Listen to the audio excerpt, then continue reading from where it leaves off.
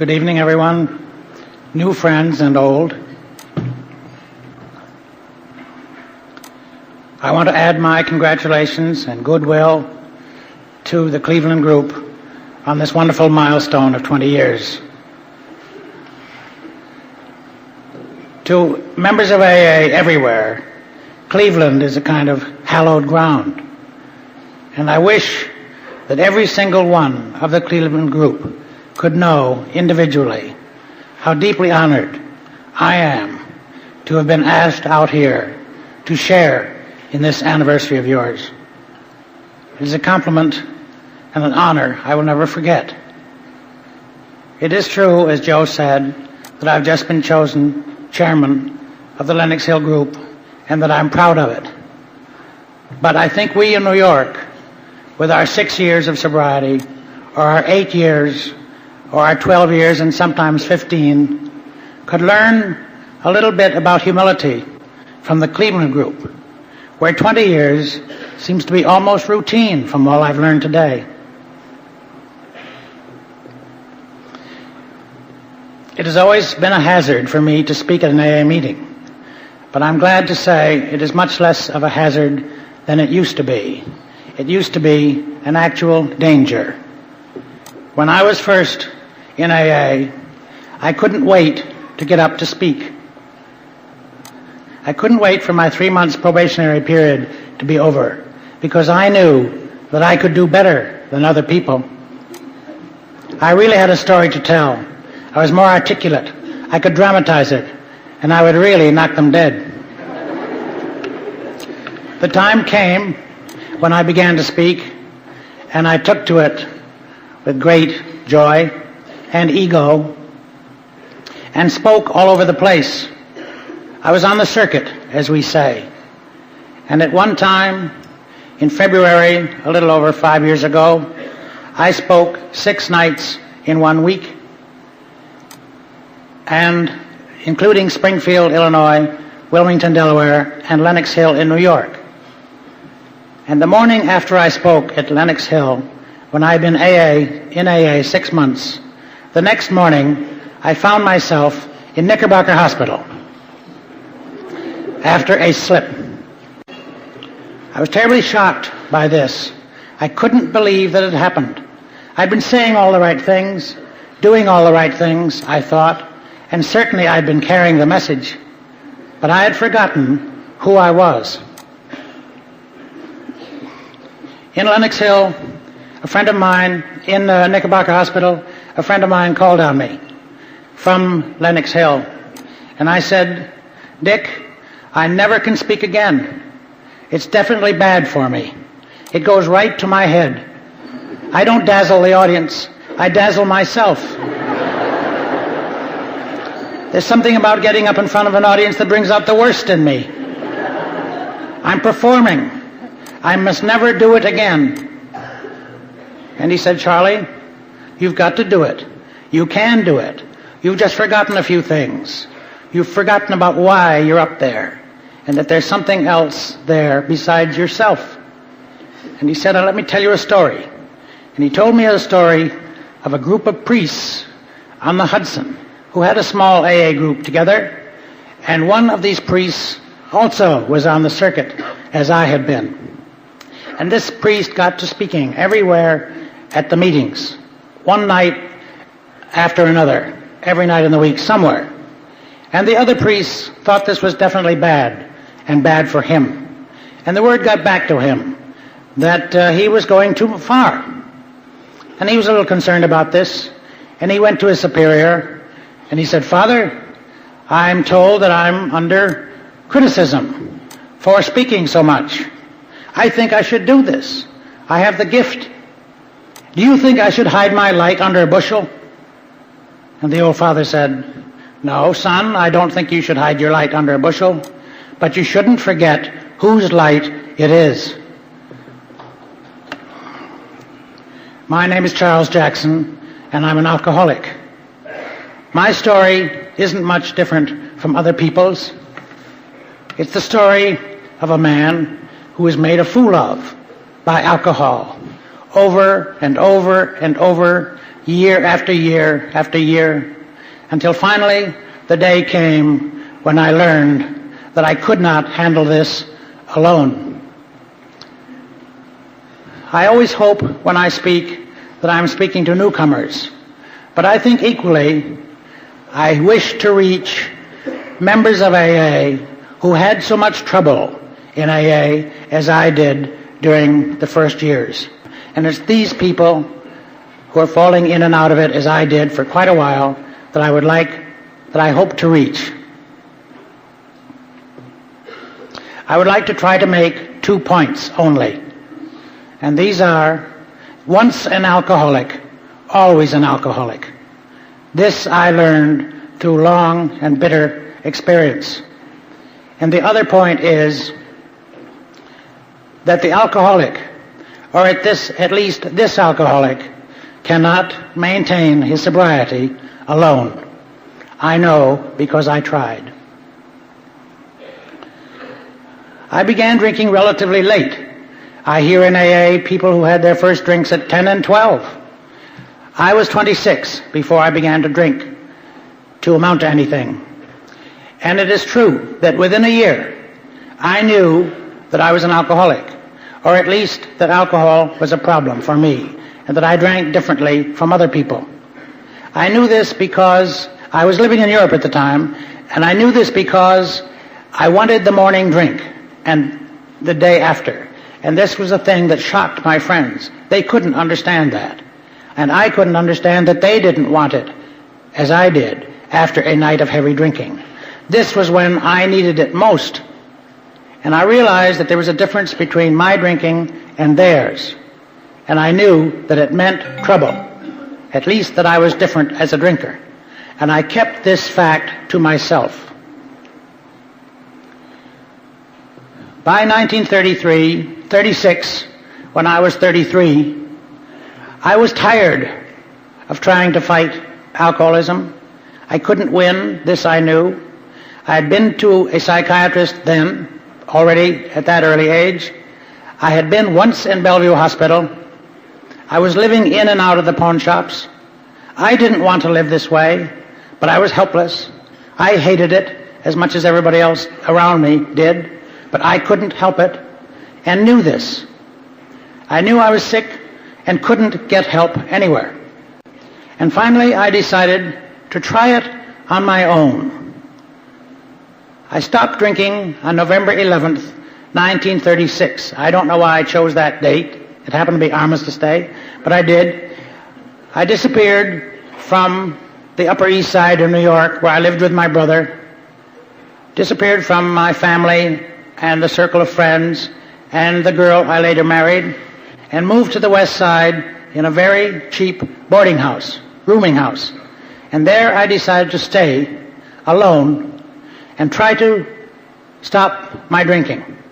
I was a periodic drinker, drinking very heavily for 10 days and then off it for 5 or 6 weeks. And I thought that if I stayed there alone long enough, I would break this cycle. I didn't tell anybody what I was going to do. I knew better than to say I'm through drinking. I had said this many times. I knew I had to say it to myself, and I did. I came back to my neighborhood in New York after 8 months of almost solitary living on the West Side, and told my brother and my girl and my friends that I was through drinking. I had it licked, it was behind me, and I was through forever. This I absolutely meant, absolutely believed.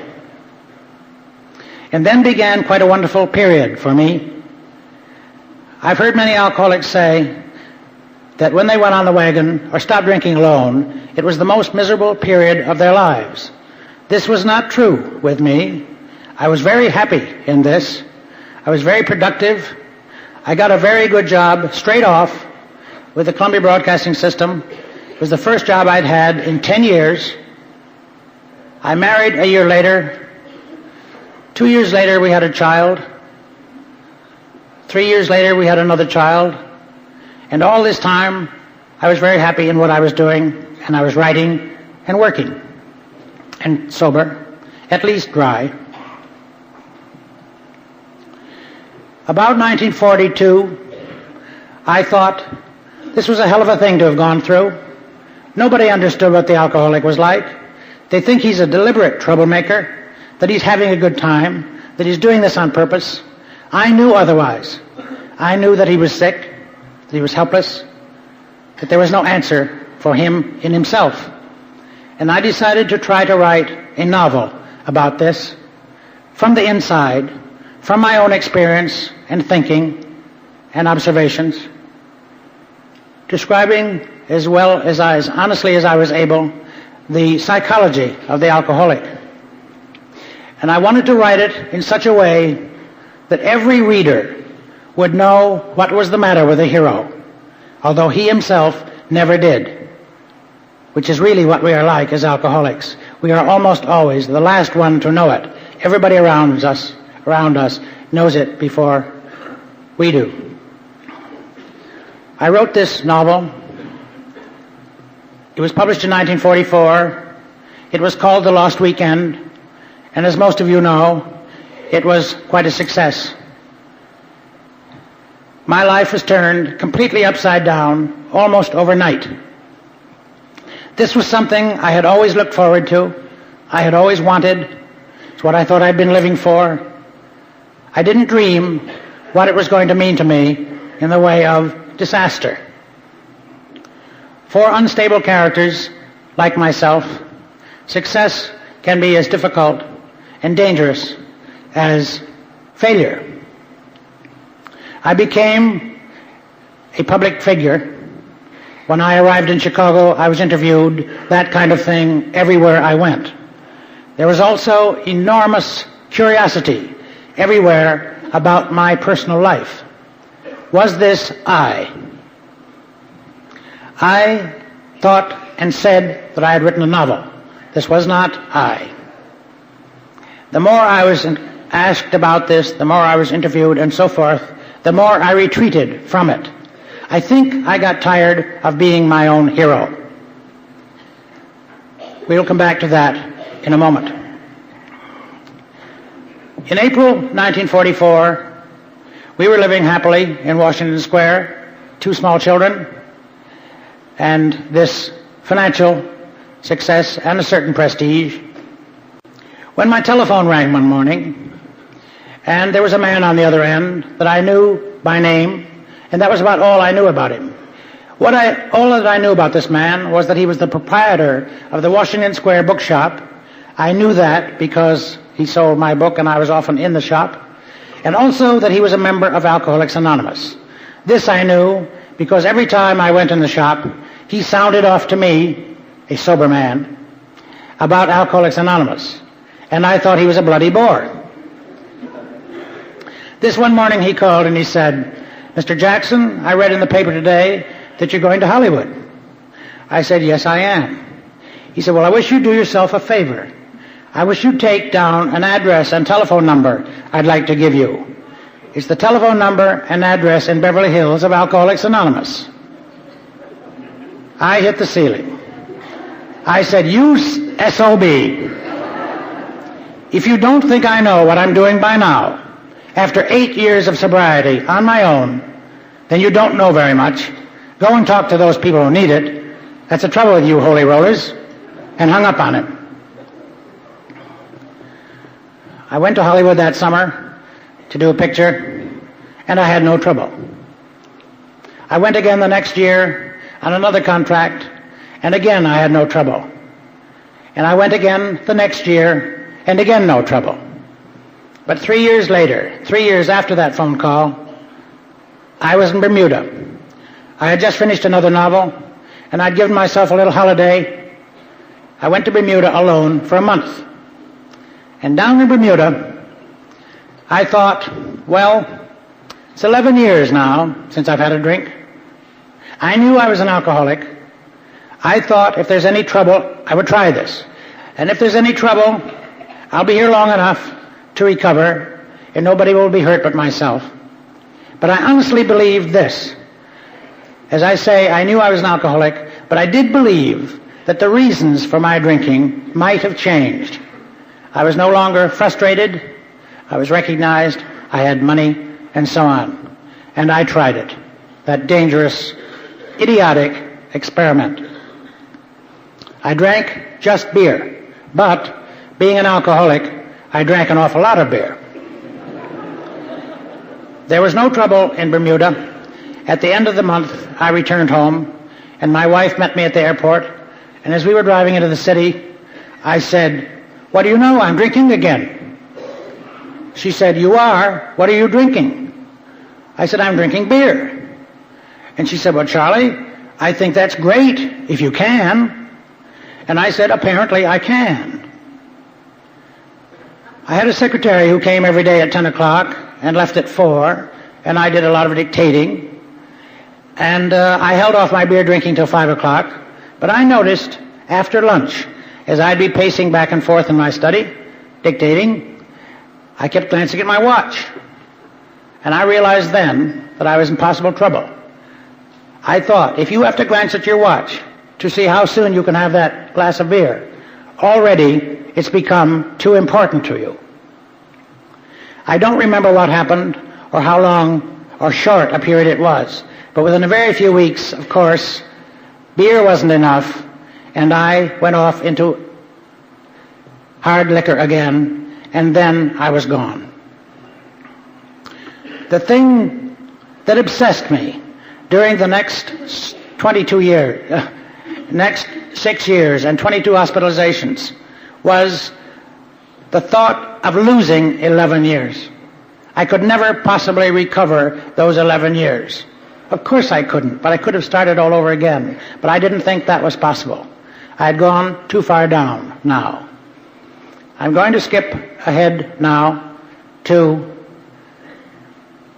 6 years ago, next month. We were by now living in New Hampshire. We thought, as many alcoholics do, that the change of scene, a small, quiet, tiny little village in New Hampshire, would be idyllic, peaceful, good for me. Actually, I'm very gregarious, like people, and it turned out to be very bad, as any place would when I was drinking. But what I remember now of those years in New Hampshire is this. When I think of our living in New Hampshire, I don't think of the automobile accidents, the night in jail, the hospitals, the strain and the fear that I lived under, and the strain and uncertainty of my family. What I remember most now about those years of drinking in New Hampshire is this. We had a beautiful house. I remember all day long, day after day after day, looking forward to night, to being alone in my room, where I didn't have to see anybody. And then at night, I remember lying awake in my bed and thinking of my New Hampshire neighbors in their little frame houses down in the street, and being keenly aware of how they envied me, because I used to hear this a good deal. But I knew how much I envied them. And I envied them because they had love in their lives. And I didn't. And I didn't seem to be able to have it. It is true that I was living in the midst of my family who loved me. My wife did. My children did. But at the same time, I had no love because I couldn't love anybody. I couldn't get outside of myself. And I think this is the thing that plagues the alcoholic so much. It seems that all my life long I had never been able to get outside of myself. I used to discuss this with my wife and wonder how it could be done. It couldn't be. I was too self-absorbed, too self-infatuated, and I drank. One morning in July 1953, my wife said to me, after another calamity, "I'm leaving today, and I'm taking the children with me." This had been threatened many times, and always I had been able to talk her out of it. You know how we do, how we are. But this one time, she meant it. She had to, for her own self-protection and the safety and security of the children. I had long since turned over what bank account I had left, my agent's fees, my royalties, and so forth to my wife. I knew I was not responsible with the checkbook, so everything was in her name. And she said, I've left a check for you on your desk, and we're going. We have to go. It was a terrible moment, but I thought, characteristically and instantaneously, I thought, I feel awful about this, but I'll think of it some other time. I won't think of it now. In a little while they'll be gone, and I can do as I please. But I remember that terrible day. It was a beautiful morning, and I will never forget, as long as I live, the sight of the children carrying out to the car armloads of books, and then they were gone. And I was relieved. I went to my desk, and there was a check for $250. Well, this was great. There would be no policeman around in the form of my wife to try to check up on me. I could do just as I please and have a whale of a time. I didn't have any such time at all. By night, I was so lonely, I didn't know what to do. I drank, and I didn't enjoy it. I'm telling this part of the story in some detail, because this, for me, was the turning point. That night, drunk of course, I telephoned to my wife. I knew where she was. She had gone 500 miles south to my brother's in South Jersey near Delaware Bay. And I telephoned her and said, we promised the children summer camp, you have to bring them back. I tried to act like the head of the family. And of course I got nowhere.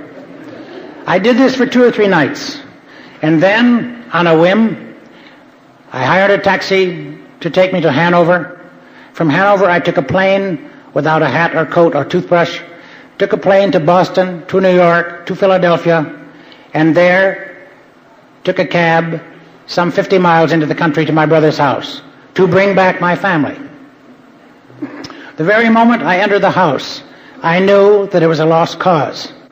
The children left the house at once in some embarrassment. My wife would not talk to me, and I realized that, of course, I had no moral authority at all. I was drunk. I knew then that the thing I must do was go back to New Hampshire, to my favorite little hospital in Hanover, where I prescribed my own treatment, unlimited paraldehyde on my chart, and sober up the easy way, and then when I was sober, try to recover my family. I couldn't do it drunk. I asked my brother to drive me to the airport in Philadelphia the next morning, and we started out. On the way into Philadelphia, something happened to me. I got scared. I thought, I may not make New Hampshire. I knew that I would get on the plane because my brother would see to that, but I knew also I must have had one last little grasp on reality, because I knew that I was out of control and there was no telling where I would be the next few hours. I might make New York, Boston, and Hanover, but I had no guarantee of it. I was not responsible. I might be dead that night. And I told my brother of these fears, that I was afraid I couldn't make it. And I asked him if he knew of a hospital in Philadelphia for alcoholics. He said he didn't. But we would be going through, he knew of a doctor in Newcastle, Delaware. And we would swing around there and ask this doctor to put me in a hospital in Philadelphia. We drove into this charming little town of Newcastle, drove up to the doctor's house, and he said, come on in. I said, no, you go and ask. A few moments later, the doctor appeared beside the car. And I remember his first words to me were, you need a shave. I said, what I need is a drink. He said, well, all right. Go to the corner and get one, and then come on in and talk to me. I went to the corner, and momentarily expecting my brother to appear, I ordered a double scotch and soda and a glass of beer, drank the double scotch as fast as I could, and stood there holding the glass of beer innocently in case he should come. Of course he didn't. I drank that too and went back to the doctor's office. The doctor said, I have a bed for you in the St. Saul Clinic of the St. Luke's Hospital. You're very lucky to get it. It's the last one left. He said, it's not the Ritz-Carlton. It's pretty rough, but they will take care of you. And he tells me now that I said, and I don't doubt at all that I said it, that I said, well, you understand, I have to be among my intellectual equals. And he said to me, what are you talking about? I'm a better man than you are right now. And I said, oh, well, how do you figure that? And he said, because I'm sober and you're drunk. I went into the hospital. I must have done a lot of talking to this doctor in the hospital, in the Newcastle office. I must have also told him about my predilection for barbiturates, Seconal, Nembutal, and so forth, because when I got to the hospital, there was no medication prescribed for me at all. It was a terrible place. It was dirty. There were no nurses to be seen. There was no doctor at all. It was run by corpsmen from the Army or Navy. And I had a fit. I said to my brother, I can't stay in a place like this. I can't stay. And I put up a holler. And I don't know now why I made such a fuss, because only 6 months before, I'd been on the flight deck, as they call it, the violent ward at Bellevue Hospital. Anyway, I stayed. I thought they're trying to do something for me. I have to stay. And I did stay. And as I said, I was given no medication for the first time in a hospital. And during that first night of terror, fear, despair, and thinking literally that my mind was going to go, something occurred to me that had never occurred to me in my entire life. I suddenly thought, this is your natural home. This is where you belong. If you landed in a place like this once, or twice, or 4 times, it might be accident. But after 18 times, and this was the 18th time, it is no accident. It's a definitely established pattern, and that's the way it's going to be from now on. You'll get out of here 5 days from now, but you'll come back, and you'll get out again, and you'll come back, and you'll get out again, and you'll come back, and this is the way your future is. It was a terrible thought. Actually, it was a surrender, and I didn't know it. Always before, when I'd been in this dilemma, and I'd been there many times, I had always told myself, when you get out of here this time, you'll be clever. You'll be careful. You won't go so far next time. You won't get into this mess again. You'll be careful. Now, for some reason, I knew that I never would be careful, that I was unable to be careful once I started to drink.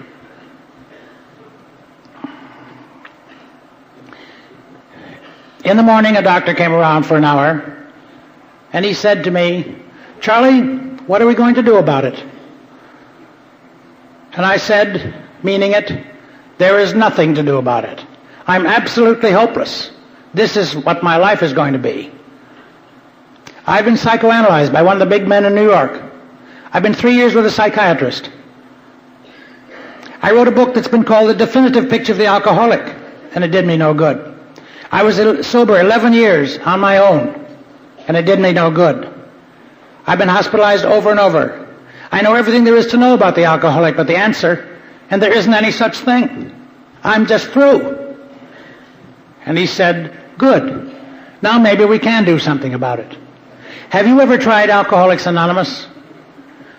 I said, now really, doctor, don't give me that. You're a medical man, a man of science. You know better. Are you a member of AA? I asked him. He said, no, I'm not.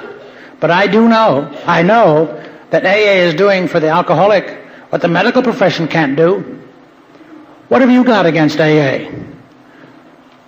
I said, I don't know much about it. I've heard all the usual things, psalm singers and all that, highly emotional people who have to get together out of mass hysteria.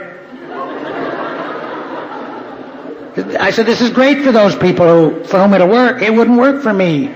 They say the Lord's Prayer at their meetings. This I couldn't possibly do. They're always talking about the spiritual. I haven't got an ounce of the spiritual in my makeup. He said, you love your children, don't you? And I said, yes. He said, you believe in doing what's right when you can, don't you? And I said, yes. He said, well, isn't that spiritual? It's not material. And I said, well, maybe it is a little tiny bit. I never thought of it that way. He said, tomorrow morning there's a meeting of Alcoholics Anonymous here in the hospital. Will you sit in on it? You don't have to stay. If it offends you, go back to your bed. But try it. And I thought, well, this guy is trying to help me. The least I can do, out of ordinary courtesy, is to go and sit in on the meeting. So the next morning, in my paper slippers and bathrobe that had once been terry cloth, fastened with a safety pin, I shuffled down the hall with the other bums. So self-conscious I thought I would die, not looking to right or left. And the first speaker on the platform was the doctor in Newcastle, Delaware, who had sent me there. He was a member of AA. Now this was a staggering thought that only registered later. The thought that possibly I hadn't gone 500 miles out of my way to find this doctor entirely by accident. I was enormously impressed by what I heard that day at that meeting, although I can't tell you what was said. What impressed me was this. Here were three people with whom I had nothing in common at all except alcoholism, and that was a major bond. These people knew about me. They were speaking my language. They were reaching me in a way a doctor had never reached me, and I understood them. And I had never had this kind of rapport with psychiatrist, psychoanalyst, or doctor. I knew that these people had been where I had been and had something that I didn't have, and I wanted it. And even if these three people hadn't represented more than 200,000 other people, the fact that there were just three of them would almost have been enough. That night, again during a sleepless night, I thought it over, and suddenly I remembered the telephone call 9 years before in New York, when Mr. Horton called me and suggested I take the name of Alcoholics, the number and address of Alcoholics Anonymous in Beverly Hills, and how I'd called him an SOB, how I'd lost my temper. And I thought, my gosh, all that man was doing was trying to be kind, trying to be helpful, and it had taken me 9 years to understand what he was saying. It is true that I didn't go off that summer, but I might have, and he knew I might have, and it didn't make any difference that I didn't that summer. I did eventually, and it was a kind thing to have done. But the thing that shattered me about that recollection was this. This was the thing that surprised me terrifically. I thought, you're the guy who always thought you knew yourself so well. If you had known yourself one half as well as you thought you did, why didn't your anger at the time tell you that your security was by no means, security as a recovered alcoholic was by no means as sound as you thought it was? Had I been really secure in my sobriety, I wouldn't have lost my temper. I'd have just said, thank you very much. I may need it, I may not, but thank you. But no, I had lost my temper. And actually, it was a sign of danger ahead that I didn't even know. I learned a lot of things during the first, I must tell you first, when I left the hospital, I stayed around Philadelphia for a few weeks, and the doctor took me everywhere at night to AA meetings. And within 3 weeks, my wife and children returned with me to New Hampshire. And there I went into AA up there in Vermont. I learned a lot of things about AA straight off, about myself straight off in AA. And one of the first things I learned was what had been wrong with my 11 years of sobriety on my own. One of the very things that had been wrong with it was that it had been on my own. It was entirely my own doing. I was arrogant on this subject. I was the whole cheese. I didn't know anybody like me. I was unique. And because of that solo performance, it was highly fallible. And another thing that was wrong with that 11 years of sobriety was that it had been forever. I had always told myself, I'm through drinking forever, and had believed it. Well, in AA, I heard for the first time about the 24-hour idea, and it appealed to me enormously as being so sensible, so much easier, not to promise anything about the future, just to stay sober today. Anybody could do that, and I could do that. I had never heard of this wonderfully simple and useful precept. One of the things I didn't learn in AA, and didn't learn for quite a while, was the danger to my sobriety of the sleeping pill habit. Some of you may object to hearing this kind of thing discussed, but I find it very common in AA in the East, and it may be that it's not unknown here. At least it was part of my alcoholic story. I had a dependency on these drugs and could do nothing without them. I gave up liquor again very easily. Of course, I had the pills. But I didn't know this was a danger. I didn't know it was against AA. It was not discussed then much. But I had a real dependency on these. I couldn't meet a friend for lunch. I couldn't write a line. I couldn't attend an AA meeting. And most certainly I couldn't speak in an AA meeting without the help of these drugs.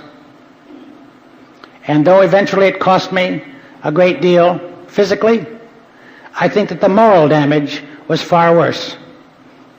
When I got down from the platform after speaking at an AA meeting, somebody would say, "Charlie, that was a very good talk," and I felt awful every single time because I knew that I was a fake, a fraud, and couldn't tell anybody.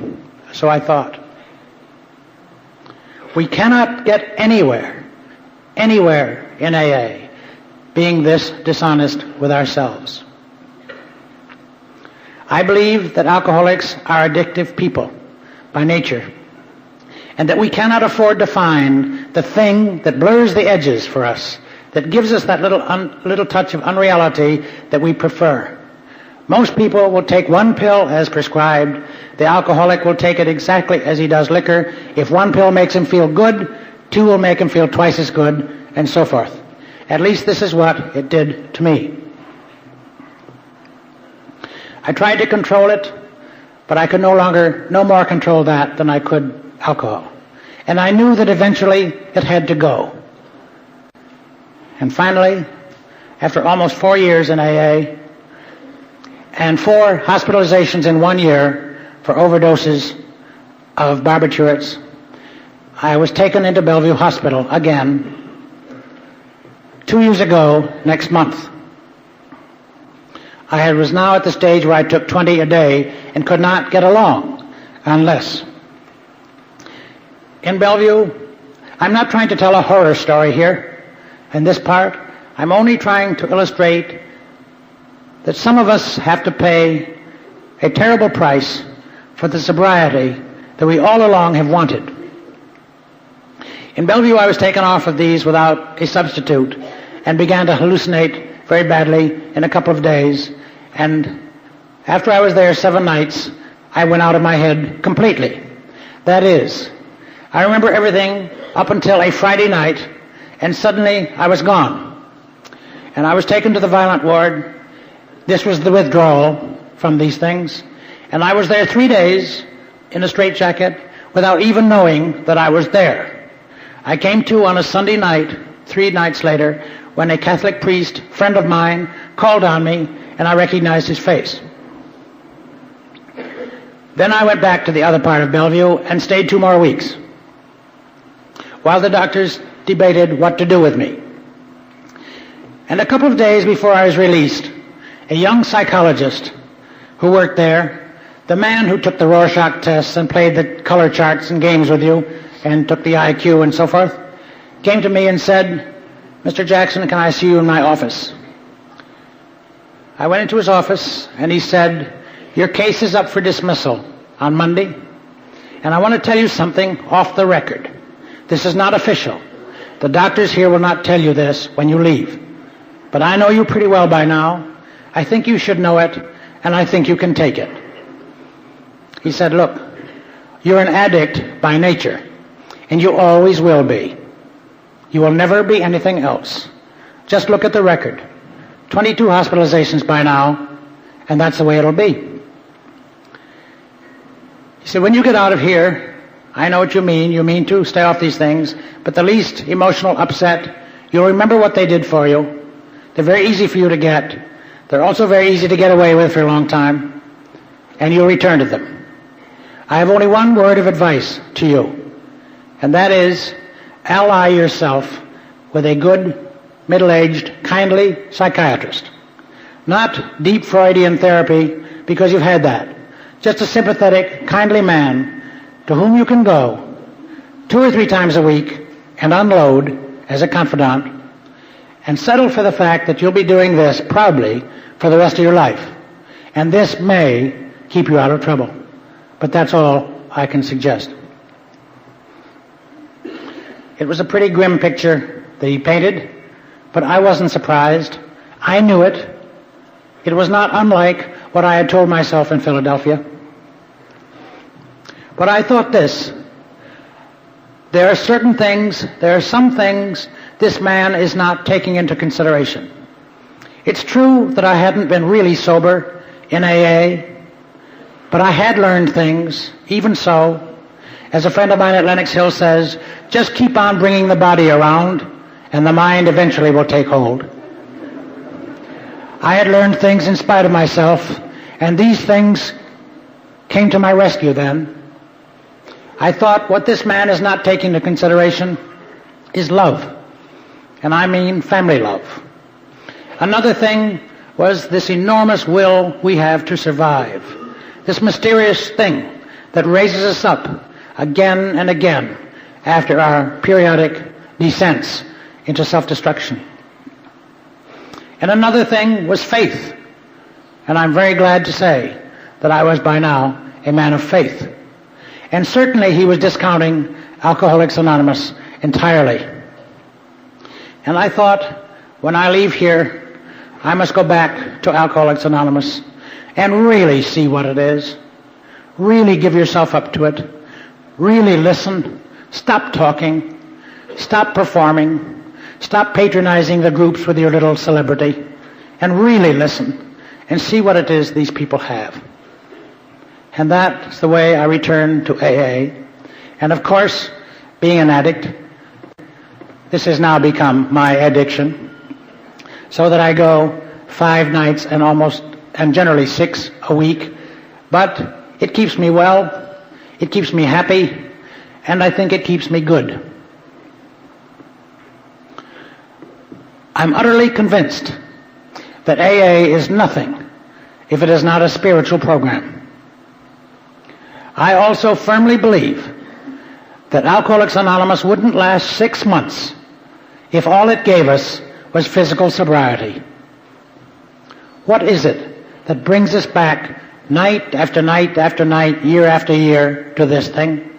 Staying sober? We're sober. There is more here to get than physical sobriety. An old lady I know, talking to me recently about this kind of thing, although we weren't talking about AA, brought up a wonderful definition that I love. She said that humility is the quality of being teachable. And I think through AA, I at last, at the age of 56, am finally teachable. I've always thought of myself as a well-read man, but it is true that I have learned more about who I am and what I'm here for and where I belong through Alcoholics Anonymous than I ever have through any other agency or medium. And the thing that surprises me most now, although this is a thing I've only realized the last few months, is that I've also gotten something that I never dreamed was possible for me. And that is to get outside of myself. The church couldn't do this. Even love as I knew it then, couldn't do this. But in AA, I have realized I have finally gotten outside of myself and belong with people. It's a marvelous reward. And I think now, with what I know and feel about Alcoholics Anonymous now, it's hard for me to understand how I could have resisted so long, how I had to depend, even when I was in AA, on other props and crutches like the pills. I wonder, what was I afraid of? Why couldn't I let go of those things? I know what I was afraid of. I was afraid of facing myself as I really was. Well, now I'm not afraid. How can I be with 200,000 or 300,000 friends who have been through this with me? What I didn't know was that I would eventually have faith in this program. And that reminds me of the story I want to tell to conclude. A friend of mine in AA, a writer like myself, was having, like myself, difficulty getting the spiritual part of the program. This he couldn't understand. It wasn't for him, and it never would be. He was assigned by a national magazine to do an article on the seeing eye dog. And he was sent over to New Jersey, where they train these dogs, for material. And he was assigned to a trainer and a dog and a blind man getting used to a new dog, and told to follow around, take notes and listen and look, and he would get something he could use. He followed along behind the blind man and the dog, and he noticed that when they came to a curb or the sounds of traffic, the blind man stiffened in anxiety, insecure. And the trainer said to the blind man, "Grasp this harness on the dog. Have faith in it. Grasp it lightly but firmly, and it'll lead you where you want to go." And my friend thought, my gosh, that's what the spiritual part of the program is. Have faith in it. Grasp it lightly but firmly, and it'll lead us where we want to go. Thank you.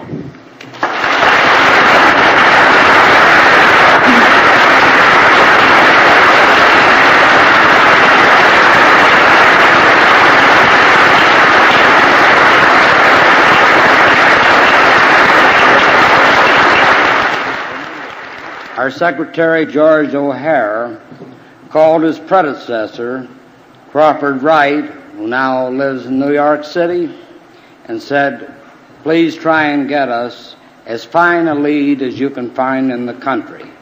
I think Crawford fulfilled our order. It was grand to you, Charlie. It was grand to have you with us. This is an AA meeting. We close with the Lord's Prayer. Our Father, who art in heaven, hallowed be thy name. Thy kingdom come, thy will be done, on earth as it is in heaven. Give us this day our daily bread, and forgive us our trespasses, as we forgive those who trespass against us. And lead us not into temptation, but deliver us from evil. Thine is the kingdom,